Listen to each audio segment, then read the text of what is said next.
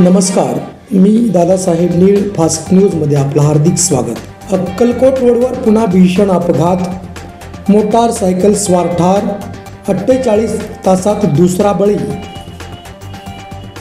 Republican सेनेचा 13वा वर्धापन दिन आणि त्या दिनानिमित्त मेळावा आणि पदाधिकाऱ्यांच्या नियुक्तीचा झाला समृद्धी हॉटेलवर कार्यक्रम। आमदार सुभाष देशमुखांच्या वाढदिवसानिमित्त विविध विकास कामांचे उद्घाटन। कल्याण नगरमध्ये रस्त्यांच्या कामाचे झाले महिलेच्या हस्ते उद्घाटन। सोलापूर शहर आणि जिल्ह्यात होळीचा सण उत्साहात साजरा। बालगोपाळांनी वाईट विचार आणि व्यसनांची केली होळी।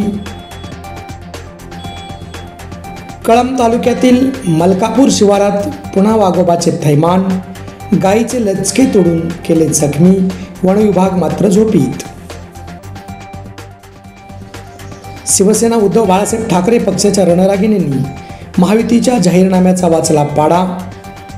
मताच्या लालसेने जाहीर केल्या होत्या योजना।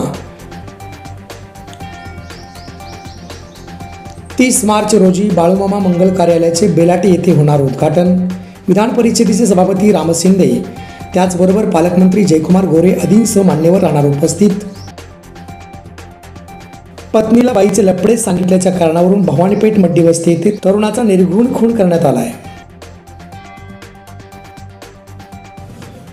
MPSCच्या सर्व परीक्षा मराठीतून होणार, मुख्यमंत्री देवेंद्र फडणवीस यांची विधान परिषदेत माहिती।